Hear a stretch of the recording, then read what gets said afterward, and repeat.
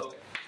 So I'm going to try to fly through some of this, but basically I was working on a project where I needed to do a couple different things to views to manipulate how the table was displayed. So I used a couple of cool modules that made it really helpful to do that. So I had basically a big spreadsheet of CSV data that I had to use a feeds process to get it into the system.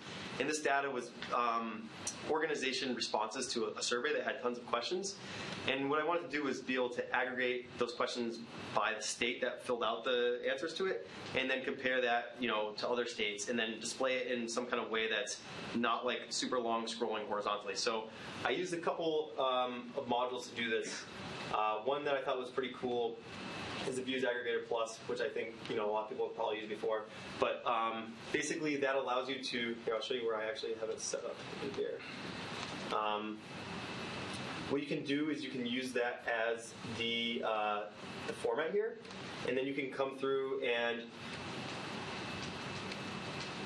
once it loads, you can actually choose which fields you want to collapse and aggregate on, and then you can basically get tallies of all the responses. So I basically took the survey data I had and I smushed all the state, Massachusetts responses into one row. I smushed all of the, New York responses into one row, and then this is where you do it. So for the state, I chose to group and compress, and then for all these other fields, I just basically got a tally on those. And that ends up looking like this. When you do it, I only have one response in there. This is dummy data, and all this has actually changed. But basically, you can look at main versus all, and you can have the responses here. If there's like different responses, it would just like tally how many are for each select list item. Another thing that I did was I actually flipped the axis of the table. So before, this would be like a long horizontal scrolling thing, where these are actually the columns. And I just switched that. There's a cool module called Views Flip Table, I think. I basically did that, but I couldn't use that module because I was already using the Views Aggregator in the display. So what I did was I actually just ended up copying this post here,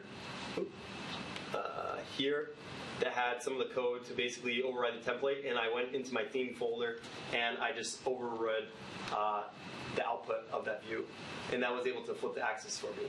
And then the last thing that I actually did on this view to customize it was I used this module called Views Dynamic Fields, which allows you to create a filter that you can select different fields, and then you can choose which columns would appear, so you can like have more or less columns. I actually had some trouble with this. It was great when I was using it for like some dummy records, but when I put thousands of records into the system, it became unusable how slow it was.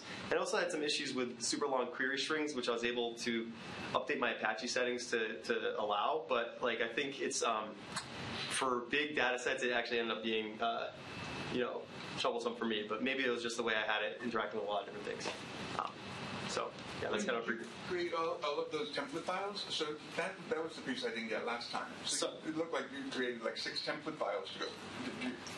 I created one template file. I didn't even really create it. I used a lot from this post here, but I basically I overrid the template for the Views Aggregator results table. So this is the one template that actually switches the X and Y axis. Which one? I'm not seeing it. Is it not highlighted? It's really hard to see this. Oh yeah, it's this one right here. Can you see my mouse? Views.aggregator-results.table. Yeah. Oh, cool. It's this one. Oh, this way. You can see that. Yeah. That's the guy. Yeah, so you can just you just drop that into your theme folder, and then you can override. It's in there. What does Views Flip Table do? This does the access for? Yeah, so there's a module, Views Flip Table. So if you had Views Flip Table enabled, you would just basically go. I should show where to do these things actually. You could go and you could set your format instead of the aggregator options. You could just set the flip table, and it would do the same thing, and you wouldn't have to do the overriding of the template yourself. And I did that just for practice, when I was playing around with stuff, and it worked pretty well from what I could tell. I haven't released it yet, but I have some code I call Views as columns. Okay. Where you have views and you have the rows, but then you want to send arguments to another view. It's kind of like the views field view module. Okay. So for each row, you're calling another view that will display out this way. Oh. And then it aggregates, so it doesn't make a query each time. We'll pass the arguments and do just one query. Sure. But we needed to do that because of some crazy stuff we're pulling in from the quiz module and the way the quiz module does questions. Yeah, that's sort cool. of similar to a row. Is it a sandbox or is it a module? We can push it out to the sandbox. I'll push it out. Cool. Yeah, that sounds really cool. And then just real quick, like if you do want to use so I mean, you can tell that there's just a ton of fields here. So if you do want to use the dynamic fields to limit it, you just do it right down here in the filter criteria. You just, once you enable the module, it shows up here, and you can choose, which fields are displaying by default and everything. I just would warn against someone who has lots of data in there. Unless I'm missing something in the configuration, it will slow down a fair amount. And if you run into Apache query string limits, you can just set that in your vhost. It's really easy to do. I don't know if you want to configure that stuff too. But, that's it.